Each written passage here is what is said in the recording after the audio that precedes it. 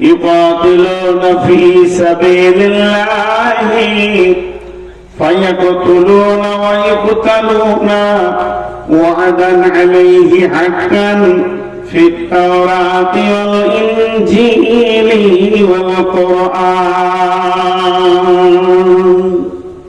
الله কথা বললেন রব্বুল আলামিন বলছেন যে আমি তোমার জান মাল কিনে নিয়েছি ইকাতিলুনা ফি সাবিলিল্লাহি তুমি আল্লাহর রাস্তায় কতল করো ফায়াকতুলুনা ওয়া ইউকতালুনা প্রয়োজন হলে তুমি নিজের মাথা দাও না হলে কারো মাথা নাও মেন হচ্ছে আমার দ্বীনকে বাঁচাতে হবে আমি আমার দ্বীনের জন্য তোমাদেরকে পাঠিয়েছি হে মুমিনের দল যে দিক থেকে আমার দ্বীন বাঁচবে ওটাই করতে হবে প্রয়োজনে তোমার জান যাবে প্রয়োজনে তুমি জান নেবে থাকতে হবে আমার দ্বীন আল্লাহ তাবারাক ওয়া তাআলা বলছেন বিবাইয়ুকুমুল্লাযী বায়াতুম বি কে এমন আছো আমার সঙ্গে ব্যবসা করবে আমি তার সঙ্গে বিজনেস করতে রাজি আছি আমি তাকে আপনার শেয়ার পার্টনার নেব সে আমার সঙ্গে বিনিময় বিজনেসে বসবে আমি এটা ওয়াদা করেছি তাওরাতে করেছি ইনজিলে করেছি কোরআনেও করেছি হে মুমিন তোমার জান মাল আমার আর আমি দিয়ে দিব তোমাকে জান্নাত অতএব মুমিন তুমি নিজের মালের ব্যাপারে নিজেকে স্বাধীন মনে করিও না আর নিজের জানের ব্যাপারেও নিজেকে স্বাধীন মনে করিও না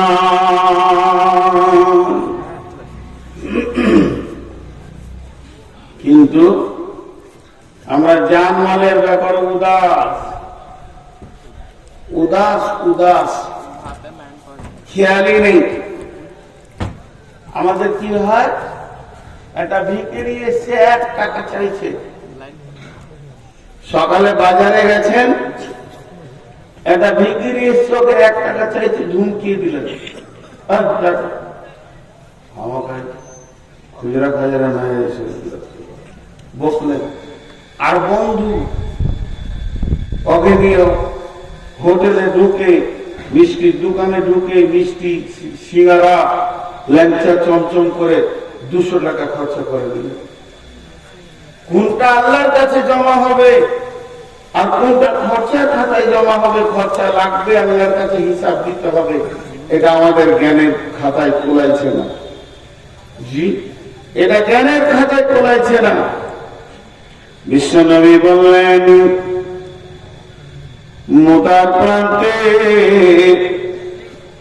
আমাদের মুসলিমদেরকে কোরআনকে পৃথিবী থেকে উৎখাত করার জন্য আপনার কিনা বেঈমানেরা এসে হাজির হয়ে গেছে এবার চলো মুসলিম সৈন্য রেডি হও অভিযান চলছে তবুকে নাই কোনো অস্ত্র নাই কোনো শস্ত্র তোরা নিজে নিজের মাল জমা করো যখনই নবীজির ঘোষণা হলো নিজের নিজের মাল এনে সাহাবীরা মসজিদে নববীতে জমা করছেন সেই সাথে মেয়েরা তাদের মাল দিতে রয়েছেন নাকের কানের খুলে দিচ্ছেন একদিকে সাহাবীরা নিজের ঘরে টুকরি করে খুরমা খেজুর যা কিছু রয়েছে রাসূলের কাছে হাজির করছেন এই অবস্থা যখন চলছে আব্দুল্লাহ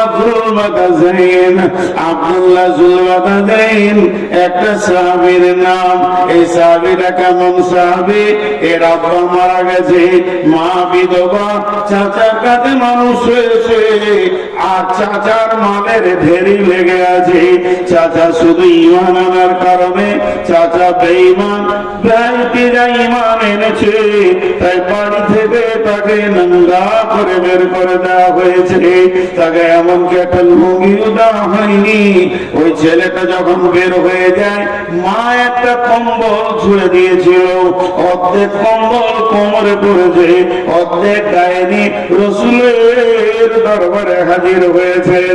মসজিদে নববীতে আসহাবে সুফফা, যে সাহাবীদের কোনো ঘর বাড়ি ছিল না, সংসার ছিল না, জমি জায়গা মাল ধন কিছুই নাই, মসজিদে একদিন নয়, দুদিন নয়, 7 দিন, 10 দিন, 20 দিন উপবাস করে থাকতো। সাদাকার খেজুর আসতো, হাদিয়া আসতো, তাই খেয়ে তারা জীবন যাপন করত। আব্দুল্লাহ সম্ভ্রান্ত ঘরের ছেলে, মালদার ঘরের ছেলে, শুধু কালেমার কারণে আব্দুল্লাহকে দিয়ে আসহাবে সুফফাদের মধ্যে রয়েছে। আর যখন মসজিদে নববীতে মালের ইবাদত শুরু হয়ে গেছে, দানের ইবাদত শুরু হয়ে গেছে, ইয়া রাসূলুল্লাহ আমারটা নেন, ইয়া রাসূলুল্লাহ আমারটা নেন, আব্দুল্লাহ একবার করে উঠছে আর একবার করে বসছে, মনে মনে ভাবছে গায়েরটা দিলে গা খালি, নামটা দিলে পাছা খালি, আমি কোনটা দেব রে? আজকে কি এই প্রতিযোগিতায় এই লিস্টে কি আমার নামটা আসবে না? একটা খেজুরও নাই, জয়মালের উপরে খেজুরটা রেখে দিই, এত আফসোস, মনের ভিতরে জোয়ার ভাটা চলছে। এমন সময় আব্দুল্লাহ থাকতে না পেরে রাসূলের কাছে এসে হাজির হয়ে গেলেন। ইয়া রাসূলুল্লাহ, ইয়া হাবিবাল্লাহ, আজকের মালের প্রতিযোগিতাতে আমি আব্দুল্লাহকে শরীক হতে মন যেতে, কিন্তু আমার কাছে কোনো মাল নাই যেটাকে দিয়ে আমি শরীক হব। অনেক ভেবে চিন্তে একটা জিনিস খুঁজে পেয়েছি, দয়ার নবী গো, যদি আপনি কবুল করলেন তো কাজে লেগে যায়। বলে কি? বলে আমি আমার জানটাকে আল্লাহকে দিয়ে দিতে চাই। বিশ্ব নবী বললেন আব্দুল্লাহ কবুল, তুমি রেডি হয়ে যাও।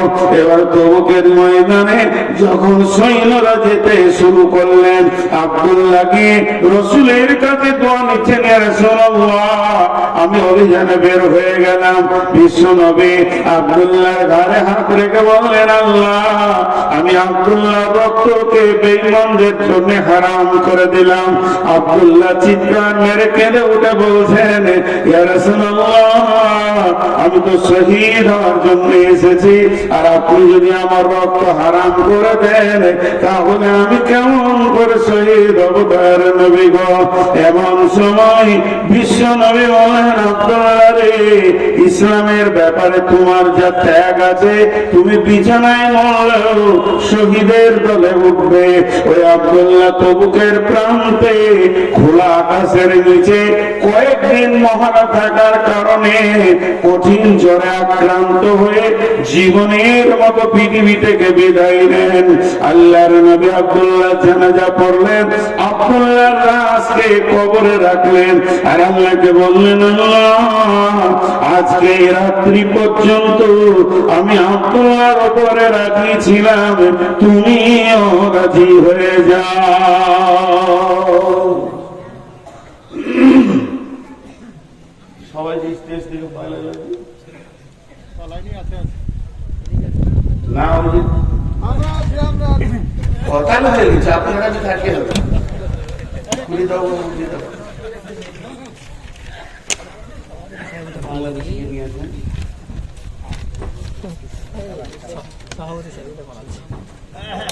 আমার 12টা পর্যন্ত না, 12টা পর্যন্ত তারপরে কিছু খাতে কালেকশন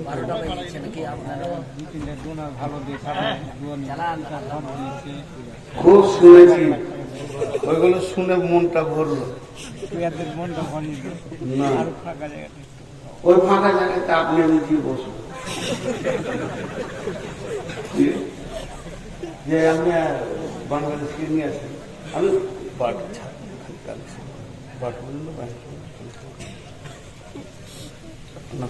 আনেন, ওরা সহ পাওয়াটা পরে বাংলাদেশে 1.5 ঘন্টা লাগে, আর আমরা ঘুমতে পৌঁছেই দৌড়ি। জি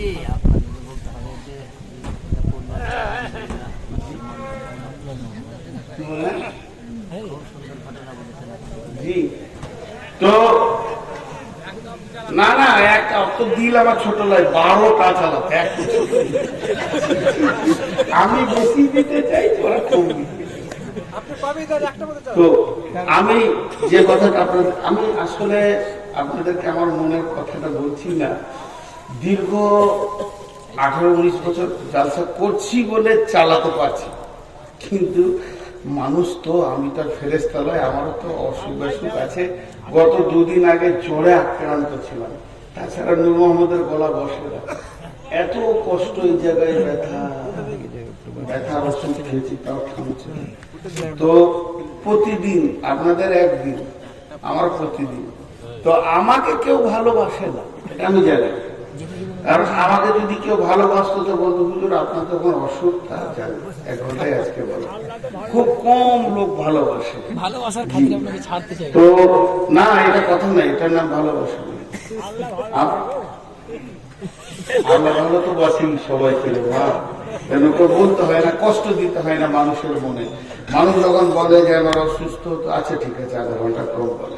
মাদানী ভাই তো বলে গেলেন আপনি 12টা পর্যন্ত চালান, তারপরও তো আমি খানিক চালাবো ইনশাল্লাহ। আপনি বাংলাদেশিকে নিয়েছেন তো কি বললাম, যে আব্দুল্লাহ চিন্তা ভাবনাটা দেখেন, যে আমার জানটা লেগে যায়। তো আল্লাহ রসুল কি দোয়া দিলেন কবরে দেওয়ার পর, এই আল্লাহ, আমি আব্দুল্লাহর উপরে রাজি ছিলাম, তুমি রাজি হয়ে যাও। আচ্ছা, এখানে গাড়ির ড্রাইভার কে কে আছে? 4 চাকা হলে, 2 চাকাও হলে, কে কে মোটরসাইকেল চালাতে পারি? হ্যাঁ, মাশাআল্লাহ, আলহামদুলিল্লাহ। আপনারা বলেন, গাড়ি কোনদিন আপনার কাছ থেকে গিয়ার চাই যে আমাকে এই গিয়ারটা দেন? কিন্তু দক্ষ ড্রাইভার গাড়ির গতি এবং রাস্তা দেখে বুঝে নাই এখন কোন গিয়ারটা চাইছে, গাড়িকে এখন কোন গিয়ারটা লাগবে। তো এইটা হলো সাহাবীদের চিন্তা চেতনা। ওরা চোখে দেখে বুঝতে পারতো যে আল্লাহ এখন আমার কাছ থেকে কি চাইছে, আমার জানটা চাইছে না আমার মালটা চাইছে, এরা ওরা বুঝতে পারতো। আর আমাদেরকে জালসা করে করে গরম করতে হয়েছে, কি হচ্ছে না? কিন্তু ওদের ওটা ছিল না, কারণ ওরা দিনের দক্ষ ড্রাইভার ছিল। তবে এখনকার ছেলেকে মাশাআল্লাহ বিয়ে দেওয়ার পর শ্বশুর বাড়ি কবে যেতে হবে না, কেবল ও বললে ছেড়ে দাও, ওই দিলে ছেড়ে খেয়েছি, আপনি একে ঝাল লেগেছে, এই পানি খাইছে। ওই যে কে গান আছে গো, ভুলে যাই হোক, পরে হচ্ছে। তো সাহাবীরা বুঝতে পারতেন। একটা ঘটনা তো আপনারা বুঝে নেবেন, ওহুদের যুদ্ধ। ওহুদের যুদ্ধে রাসূলুল্লাহ সাল্লাল্লাহু আলাইহি ওয়াসাল্লাম লোহার বর্মা পরেছিলেন, শরীরটা ভারী ছিল। এমন সময় আল্লাহ নবী মহড়া বেঁচেন, মাঝে 2টো কথা বলেন, বক্তব্য বন্ধ করে। আপনারা দোয়া করবেন, রমজানে ইনশাআল্লাহ সাহারি মক্কায় গিয়ে খাবো, টিকিট হয়ে গেছে আমাদের। আমরা 9 তারিখ সকালে উঠে যাচ্ছি, 10 তারিখ আমাদের সাহারি হবে, 11 তারিখে রোজা হবে সৌদিতে। তো যদি কেউ উমরা করতে চান বা হজ, মক্কা মদিনার ইতিহাসে ওহুদের কথাটা বললে আমার চোখে পানি আসে। যতবার ওহুদের প্রান্তে গেছি, মানে আমি যে সব জানতা তা নয়, আমাকে কানে ধরে পড়াবে 20 বছর এরকম আছে। তা একটা ছোট্ট ঘটনা আপনাদেরকে, এটা দামি কথা, মাঝে বলে নিচ্ছি, ভুলে যাব। আমি যখন ওহুদের প্রান্তে যাচ্ছি আস্তে আস্তে, আমার সঙ্গে কাফেলাতে 63টা লোক আছে। তো যতই আরবি জুব্বা পরে থাকুক, চেহারাতে বাঙালিদেরকে বাঙালি মনে হবে, বিহারিদেরকে বিহারি মনে হয়। আবার শোনা লাগে কি লাগে না? লাগে। বিহারিরা যত দামি কাপড় পরুক না কেন, গলায় গামছাটা নিবি ওরা, এত মন্ত্রী হোক আর মিনিস্টার। তো ঠিক ওই রকম আমি দূরে থেকে আমার এক বন্ধুকে বলছি যে ওহুদের কবরের পাশে মদিনা ইউনিভার্সিটি ছাত্রদেরকে ডিউটি দেওয়া হয় যে তুমি এখানে কথাগুলো বলবে। আমি অনেক দূর থেকে যেছি, আর আমার সাথীটাকে বলছি, দেখেন ছেলেটাকে আমাকে বাঙালি বাঙালি মনে হচ্ছে, আবার বাংলাদেশিও মনে হচ্ছে। তোর কাছে গিয়ে প্রথমেই বাংলা বললাম যে আপনার বাড়ি কোথায়? বলছে আমার বাড়ি বাংলাদেশ, টাঙ্গাইল। মানে তাহলে ঠিকই ধরেছি, আপনাদের বাড়ি, মানে আমাদের বাড়ি হচ্ছে পশ্চিমবঙ্গ ভারত। তো টাঙ্গাইল পড়াশোনা কোথায় করেছেন ভাই? বলছে পড়াশোনা করেছি যাত্রাবাড়ি মাদ্রাসায়, এখন মদিনাতে MA করছি। তো কি নিয়ে MA করছেন? বলছে হিস্টোরি নিয়ে MA করছেন। না, আসল পেয়ে গেছি, যে লোক খুঁজছিলাম ওইটাই পেয়েছি। কারণ ইতিহাস যারা পড়াশোনা করছে তারা বেশি বলতে পারবে, আসমাও রিজাল নিয়ে যারা পড়বে তারা ফতোয়া বলতে পারবে, আর যারা তফসির নিয়ে পড়বে তাহলে কোন কোরআনের আয়াতটা কিভাবে নাজিল হয়েছে ওরা বলতে পারবে। তো হিস্টোরির মাল খুঁজছিলাম, এতদিন তো পেয়েছি। তো আমি তখন বললাম আমার মামার নাম করে, নিজের মামা, ওনাকে চেনেন? বলে হ্যাঁ, উনি আমার শিক্ষক বাংলাদেশে। অনেক পরিচয় হলো। যে তারপর আমি বললাম যে এই 60টা খাতলে আমার লোক আছে, এরা বাঙালি, এদেরকে ওহুদের যুদ্ধটা একটু বলে দেন। এমন করে বলছে আমির হামজার লাশটা কোথা ছিল, হানজালার লাশটা কোথা ছিল, কোন দিক থেকে ওয়াইসি আমির হামজার কলিজাটা বের করেছিল, হিন্দা কোন দিক থেকে এসেছিল, এবং কাফেররা কোন দিক থেকে এসেছিল, কোন জায়গায় গিরিপথে ছিল। সেই দিন আমার আবার ক্লাস হলো ওর কাছে। যেমন আজকে বললাম মাদানের কাছে আমার ক্লাস হলো, ওই আয়াত দুটো আমি অনেক তফসির করেছি, আজকে নতুন তফসির পেলাম। তো ওই রকম ধরনের গোটা জায়গাটা কয়েকবার জোয়াতে আমার চোখে জল জল করে ভাসছে। যখন আমি বলি দেখেছি অনেক হাজি অঝর নয়নে কাঁদে। আমির হামজার লাশ তো 50 বছর আগে বেরিয়ে গিয়েছিল, টকটক করে রক্ত করছিল, তাকে স্থানান্তরিত করা হয়েছে। এখন সবগুলোকে এক জায়গায় করে দিয়ে দুটো কবরে, ঘন কবর বলা হয়, একটাতে 14টা আছে, একটাতে 56টা আছে, 70টা শহীদকে এক জায়গায় রেখে ঘেরে দিয়েছে। আপনার ওখানে ভেদার শীত করছে, যে যা করছে, পুলিশের অনেক অনুসর আছে, সেটা আমি বলছি না। মধ্যখানে আমি শুধু এতটুকু এলান করলাম, যদি সেইভাবে হজ উমরা করবে তো যোগাযোগ করিয়ে। জীবনে 10,000 20,000 টাকা বেশি লাগুক, কিন্তু জাহেলের সঙ্গে যেন না। আপনার গ্রামের জুমার দিন একটা গরিব মৌলানা এসেছে, আর একটা বিরাট বড় কোম্পানি এসেছে, কাকে আপনি মিম্বারে তুলবেন আর কার পেছনে নামাজ পড়বেন? তো এখান থেকে বুঝে নিতে হবে হজ আর উমরা হলো ইবাদত। ইবাদত করতে গেলে আলেমের পেছনে করতে হবে, জাহেলের পেছনে যেন না। সমস্ত কিছু আপনার শেষ হয়ে যাবে, পয়সা টয়সা কিন্তু আসলে ঠিক হবে না। এটা একটা এলান করলাম। দ্বিতীয়, কোনো ভালো মেধা ছেলে যদি আমার মাদ্রাসায় পড়তে চান, আমি একটা মাদ্রাসার দায়িত্বে আছি, দায়িত্ব নিচ্ছি, এবং সেই মাদ্রাসায় যদি পড়তে চান, জামাতের কোনো ছেলে হলে দক্ষ শিক্ষক দিয়ে তাদেরকে পড়াশোনা করা হবে, এবং তাদেরকে সুন্দরভাবে দিনী শিক্ষার একটা ব্যবস্থা করা আছে। যোগাযোগ করবে আমার নাম্বারে, উঠে বলে দিলাম। এখন সেই ওহুদের কথাটাই বলছি। আবার ওহুদের প্রান্তে বিশ্বনবী মহড়া দিচ্ছেন, জিহাদে লড়াই করার থেকে সব থেকে দৃষ্টিকে বাদ পাখির মতো করে রাখাটাই হলো বড় কঠিন। কোন দিক থেকে কে আসছে, শত্রু দল কোন দিক থেকে আসছে, চারিদিক থেকে যেন মহড়া দিয়ে চলছেন। এমন সময় নবীজি চাইছেন একটা পাথরে উঠবো, যেই বারবার ওঠার জন্য চেষ্টা করছেন, কিন্তু স্বাভাবিকতায় পাথরটা উঁচু হয়ে গেছে, বিশ্বনবী উঠতে পারছেন না। এমন সময় হযরতে তালহা, আমি বললাম প্রথমেই বলেছি সাহাবীরা জানতেন এখন কোন গিয়ারটা লাগবে, ফার্স্ট গিয়ার না সেকেন্ড গিয়ার। ইসলামকে তারা চালিয়েছে, ইসলাম নামে গাড়ির তারা ড্রাইভার ছিল, আর আমাদেরকে বলতে হবে তুমি অমুক গিয়ারটা দাও। বন্ধুরা আমার, হযরতে তালহা দেখে নিলেন নবীজি পাথরটাই উঠবেন, কিন্তু পারছেন না। শরীরটা লোহার বর্মা জামা পরে নিয়ে ভারী হয়ে গেছে, তাই হযরতে তালহা পাথরটা নিচে গিয়ে শুয়ে গিয়ে বলছেন, ইয়া রাসূলুল্লাহ, আপনি আমার বুকে পা রেখে পাথরে উঠে যান। কি প্রয়োজন এটা বুঝে নিয়েছে। পাথরের নিচে শুয়ে গিয়ে বলছে আমার বুকে পা রাখেন।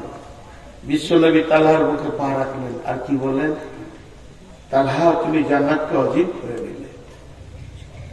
জান্নাতের সংবাদ পেল, জান্নাতের সংবাদ পেল। এরপরে ওই তালহা আবার চারিদিকে তাকিয়ে আছেন। এমন সময় দেখছেন রোমান পাহাড়, ওই পাহাড়ের দেশ দিয়ে একদম শত্রু দল হই করে চলে আসছে, তাদের হাতে তীর রয়েছে। লক্ষ্য করে যে তারা বিশ্ব নবীকে তীরগুলো মারবে, তাদের অন্য কাউকে লক্ষ্য নয়।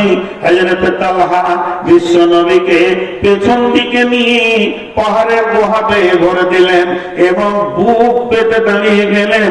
একটা নয়, দুটা নয়, দুইটি বাজুতে 180 খানা তীর খেলেন, তবু রাসূলকে একটা লাগতে দেয়নি।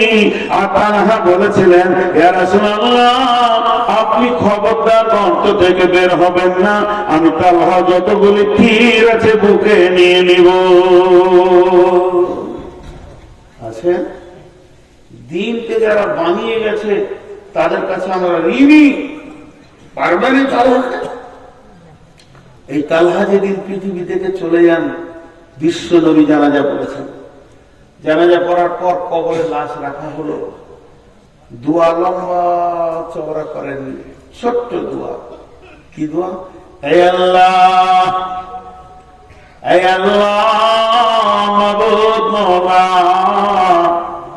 কঠিন কিয়ামতের দিন ইসরাফিল যখন সুর ফুঁকবে,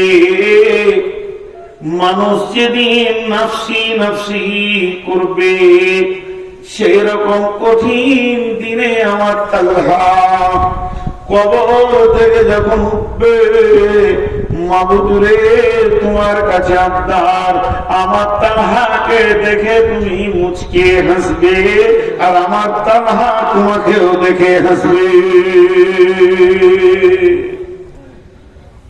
বন্ধু, কত মহব্বতের।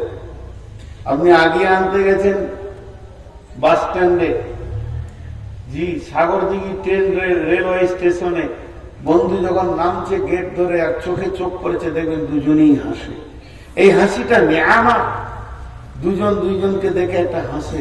তো আল্লাহ, তুমি সেই দিন তালহাকে দেখে হাসবে আর তালহা তোমাকে দেখে হাসবে।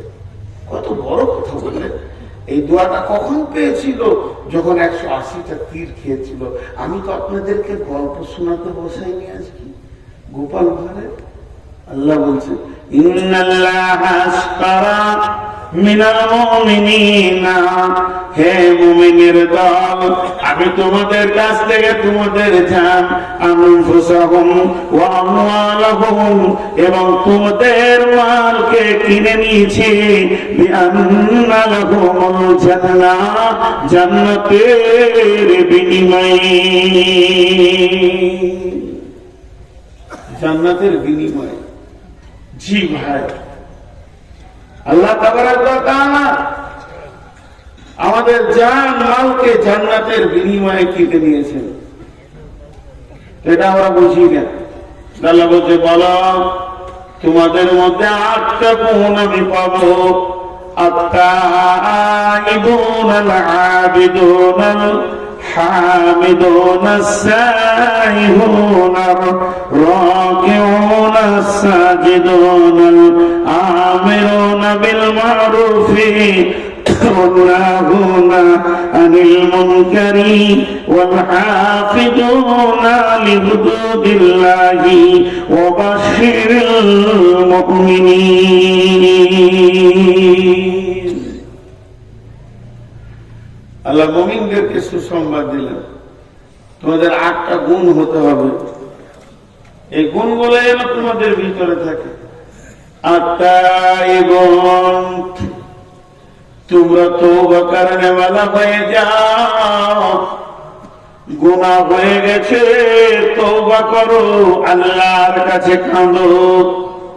তওবা এমন একটা জিনিস, আল্লাহ বলছেন, ইয়া আইয়ুহাল্লাযীনা আমানু, হে ঈমানদারেরা, তুবু ইলাল্লাহি তাওবাতান নাসুহা, আসা রাব্বুকুম আইয়ুকাফিরা আনকুম সাইয়্যাতিকুম ওয়া ইউদখিলাকুম জান্নাতিন তাজরি মিন তাহতিহাল আনহার।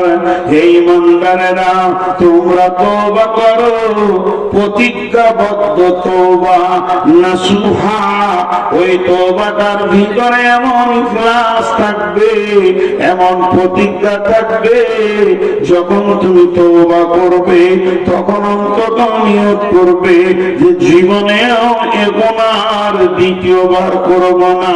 তোমরা তওবা করনেওয়ালা হয়ে যাও, তুবু ইলাল্লাহি তাওবাতান নাসুহা, আসা রাব্বুকুম আইয়ুকাফিরা আনকুম সাইয়্যাতিকুম ওয়া ইউদখিলাকুম জান্নাতিন তাজরি মিন তাহতিহাল আনহার।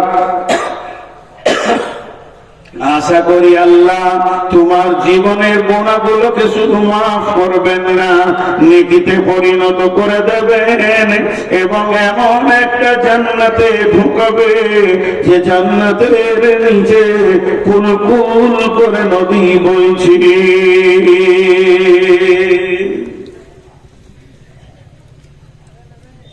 গুনার কারণে মানুষ জাহান্নাম যাবে, গুনাহ করেছে এর জন্য মানুষ জাহান্নামে যাবে না।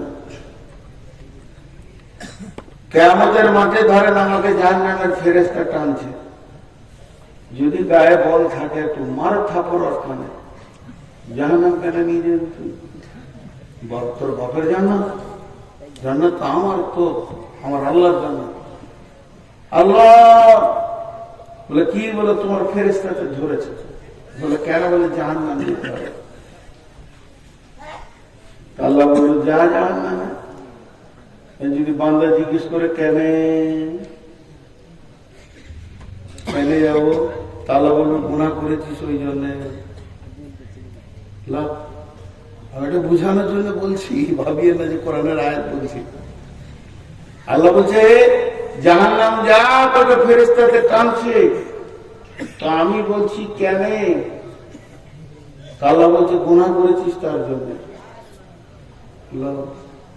এবার যদি আমি আল্লাহকে বলি, আল্লাহ আপনি বলেছেন ইন্নাল্লাহা গফুরুর রহিম, নিশ্চয়ই আল্লাহ জবরদস্ত কঠিন গুনাহকে মাফ করনে ওয়ালা। আপনি কোরআনে বলেছেন মাফ করনে ওয়ালা, আর আল্লাহ রাসূল বলেছেন কুল্লু বনি আদমিন খাতা, প্রত্যেকটি বনি আদম ভুলের মধ্যে ডুবে আছে। আমাদেরকে যখন বানানো হয়, একটা ঘরকে সিমেন্ট দিয়ে ঢালাই করা হচ্ছে, তোর মধ্যে রড আছে, পাথর আছে, সিমেন্ট আছে, বালু আছে, সিমেন্টে কেমিক্যাল আছে। কেমিক্যাল না থাকলে এমন জমবে না। আপনি যখন মানুষকে বানান, মানুষের ভিতরে পাপ করার মতো গুণটা দিয়ে বানিয়েছেন। এটা মানুষ পাপ করবে, তওবা করবে, পাপ করবে, তওবা করবে। গুণটা যদি আপনি না দিতেন তো আমরা তো পাপ করতাম না। আল্লাহ তাবারাক ওয়া তাআলাকে তিনখানা জিনিস ভালো লাগে। এক নম্বর হচ্ছে আমার গোলাম আমাকে ছাড়া কাউকে ডাকবে না, অন্য কাউকে সাজদা করবে না, এটা আমাকে ভালো লাগে। আল্লাহ বলছেন আমাকে দ্বিতীয় নম্বর ভালো লাগে আমার গোলাম আমার বরত্ব বায়ন করবে, আমি তার কাছে আমার ছাড়া অন্য কেউ বড় নয়। তিন নম্বর আমাকে ভালো লাগে আমার গোলাম যখন গুনাহ করে দুইটি চোখে পানি বের করে, তখন আমাকে ওই সময়টা এত ভালো লাগে, গুনাহগুলোকে আমি নেকিতে পরিণত করে দিই। শুধু তাই নয়, আমার রব কত বড় মেহেরবান, 70 বছরের কঠোর পাপীকেও তিনি মাফ করতে রাজি আছেন। তাহলে যাদের মাবুদ এত মেহেরবান, তার গোলাম কেমন করে জাহান্নাম যাবে?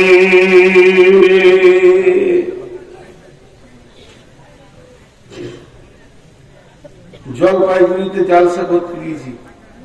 জীবনের দুটো জালসার ইতিহাস আপনাদেরকে শোনাই, 30 সেকেন্ড লাগবে। আপনাদের জালসা স্টার্ট হয়েছে কখন? আসর পর। আসর পর। ওদের জালসা স্টার্ট হয়েছে ফজরের 1 ঘন্টা পর। স্টার্ট বিসমিল্লাহ হলো, তার আগে মাইকি বাজে না। আর একটা ঝাড়খণ্ডে গিয়েছিলাম ওই রকম। তো আমাকে অনেক রাতে দিয়েছে, লোক ঢুলছে। আচ্ছা তো ঘুম ভাঙানোর ওষুধ কি? কিছুই খুঁজে পেয়েছি না। একটা একটা করে জাগানো যায়। আমি শুরু করে দিলাম উল্টা দিকে জালসা। উল্টা জালসা শুনেছেন পুরোদের?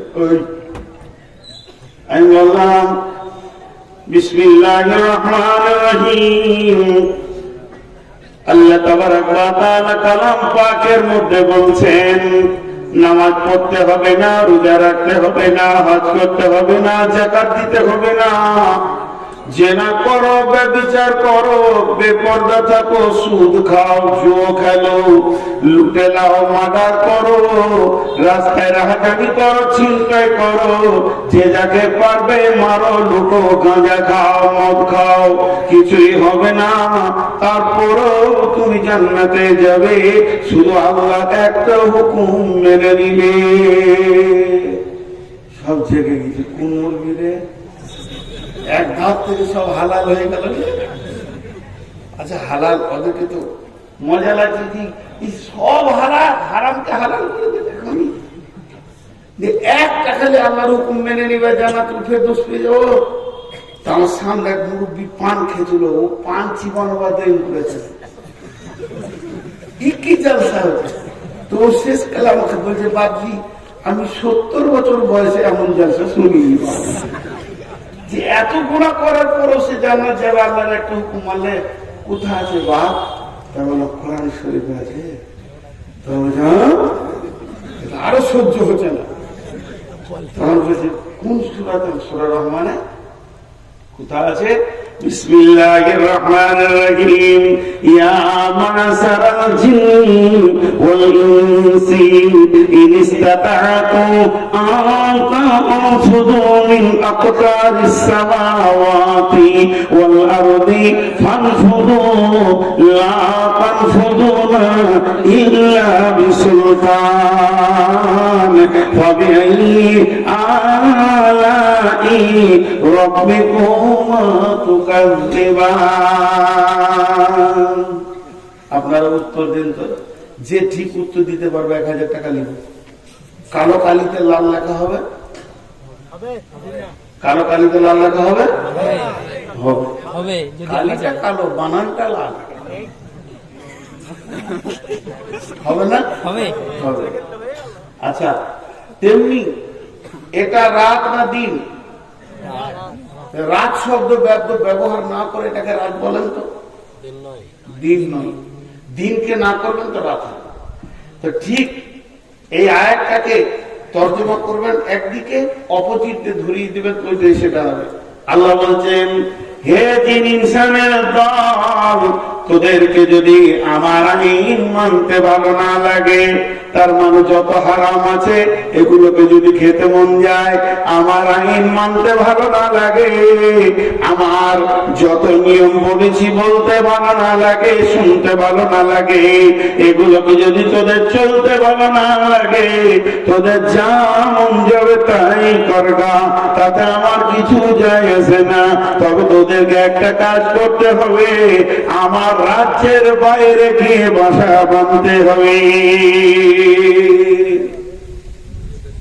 বুড়াটা তো বুঝি কোথায় যাবো বাপ? আপনি ভারতবর্ষের আইন মানবেন না, ভারতের মাটি ছেড়ে দেন, সরকারের আমাদের কিছু যায় আসে না। আর ভারতের মাটিতে থাকতে গেলে আইন মানতে হবে।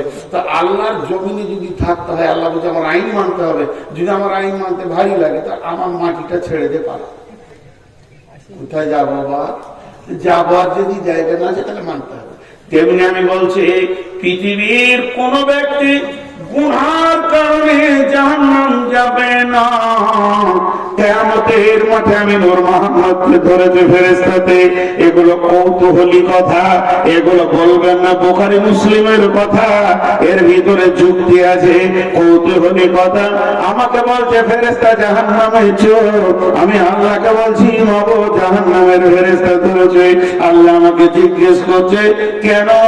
আমি বললাম ফেরেশতা কাঁদছে, বলো জাহান্নাম চোর। আল্লাহ কবি বলছি কেন?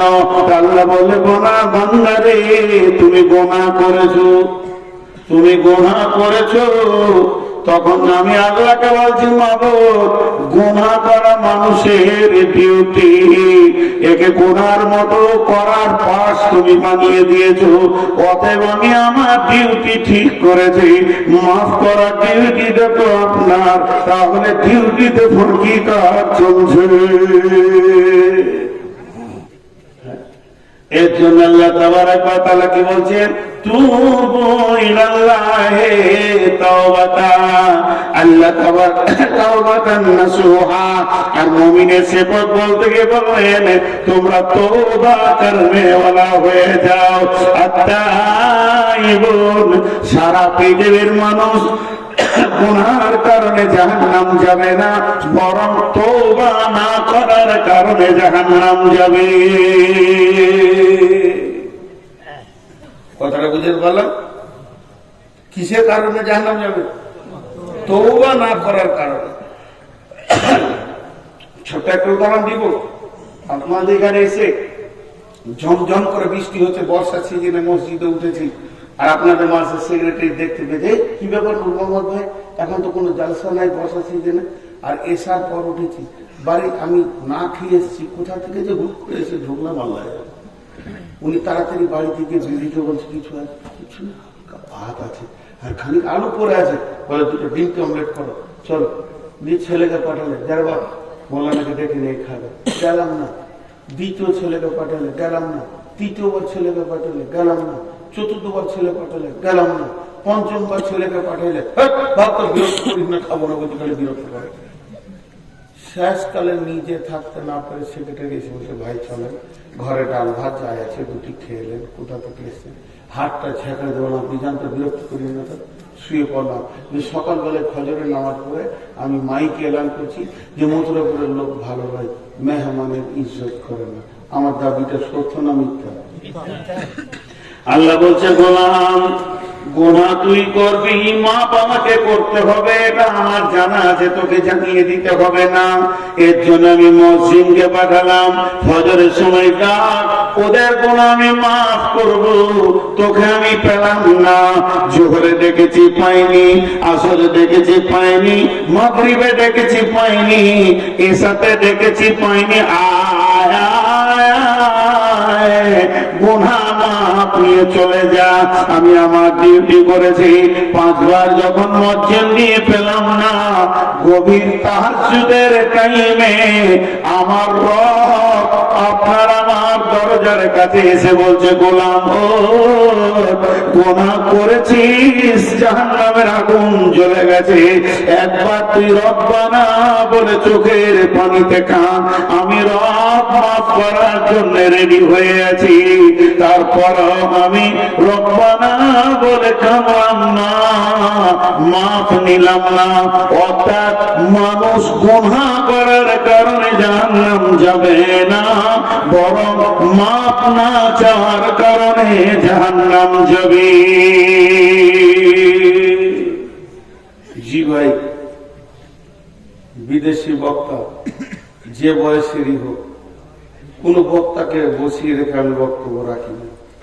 আজকে দুটা কথা বলে নিলাম, খালি দুটি লোক দেখতে চেয়েছি, 20,000 আর 50,000 10,000 দাতা কে আছেন, মাত্র 3 মিনিট দেখবো, ছেড়ে দেব। আল্লাহর গোলাম কেউ আছেন? জি।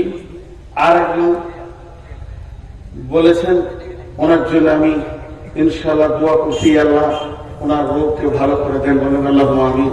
পেটের কঠিন রোগে ভুগছেন, আল্লাহ তার শেফায়ে কামেলা দান করুন, আল্লাহুম্মা আমিন। শেফায়ে আজেলা দান করুন, আল্লাহুম্মা আমিন।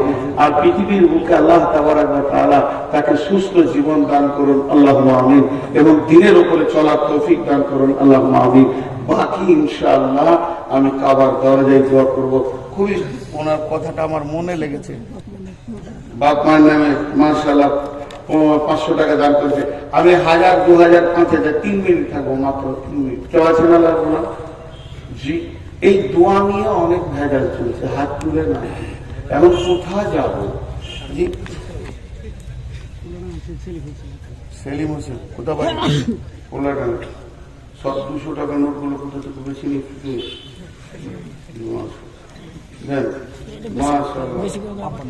আপনার নামে কত আছে? মোটামুটি ছিল। হ্যাঁ, 5,000। আর মায়ের নাম 5,000। ও ও সোনামণি কেটে পড়লো বেনামিতে দেন। জি। আর কেউ আছেন? আপনি আব্বার নামে 5,000 দিল, মায়ের নামে দেন 5,000 দেবেন না? মায়ের উপর রাগ আছে, মা আছে, মাকে 15,000 দিতে হবে, তো আপনার 5,000 কত? 5 মানে 5,000। 5,000 আর কত পকেটে নাই, 100 টাকাও নাই, দেখেন ভাড়ার টাকাটাও নাই। দেখেন দেখেন মাশাআল্লাহ, দেখেন 3,000। এইটা এলো না 50 টাকা আছে না, ভাড়া নাই।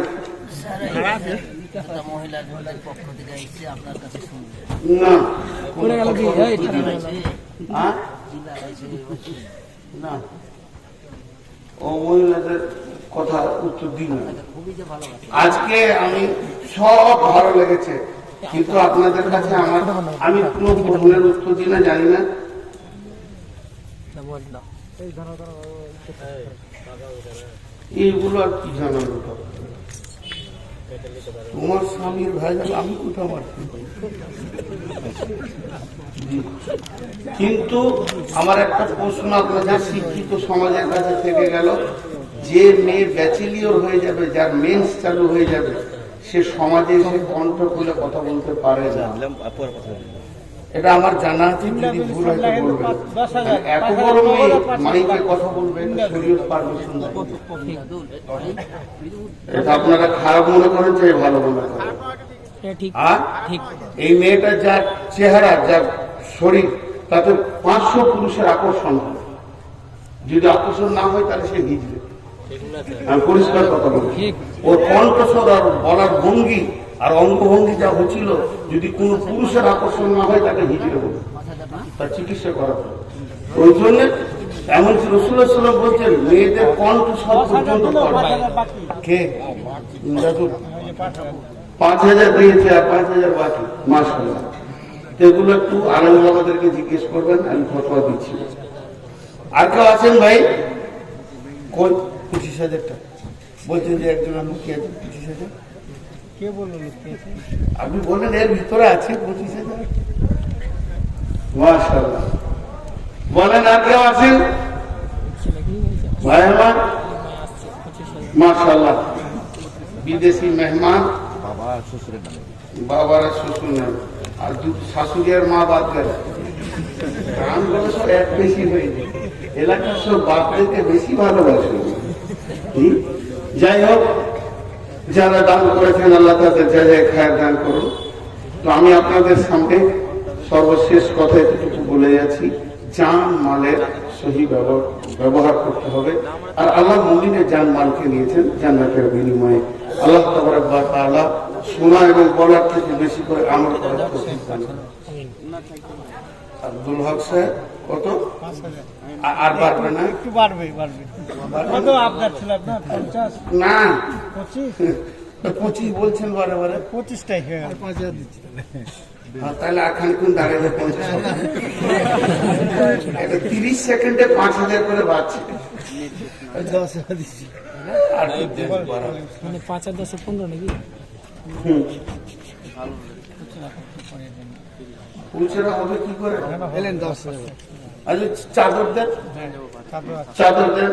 আপনার হাতে এসে দিয়ে দেবে তাহলে সবটা দিচ্ছি। না, তাহলে মজলিসটা ভেঙে যাবে।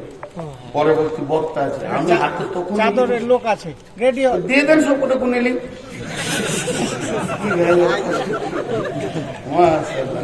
জি, এই চাদর ভিতরে ঢুকে যান তো, চাদর ঢুকে যান। মায়ের নামে 500 টাকা। এতক্ষণ একটা মায়ের ছেলে দেখতে পেলাম। মাশাআল্লাহ। আর কে আছে? মায়ের নামে 500 দিয়েছে।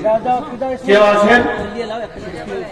কি একটা চাদরে হবে না, দুটো চাদর, এদিকে একটা দেন, এদিকে একটা দেন। বাগান পালা ভাই, আপনাদের যার কাছে যা আছে টাকাগুলো রেডি করে যাবে, সঙ্গে সঙ্গে দিয়ে দেন, যাবে সঙ্গে সঙ্গে ওই চাদরটা ধরেন। আর একটা চাদর এদিকে দেন করে। বাবা কে আছে?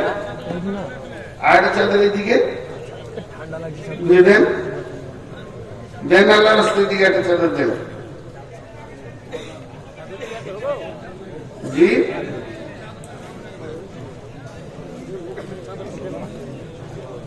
ঠান্ডা লাগছে তার চাদর দুটো তিনটে না দিলে হবে না, চাদর একটা দিলে হবে না, চাদর একটা দিলে হবে না। আর এই চ্যাংড়া গুলো ইসমাইল ধর, ইসমাইল ধর, ইসমাইল।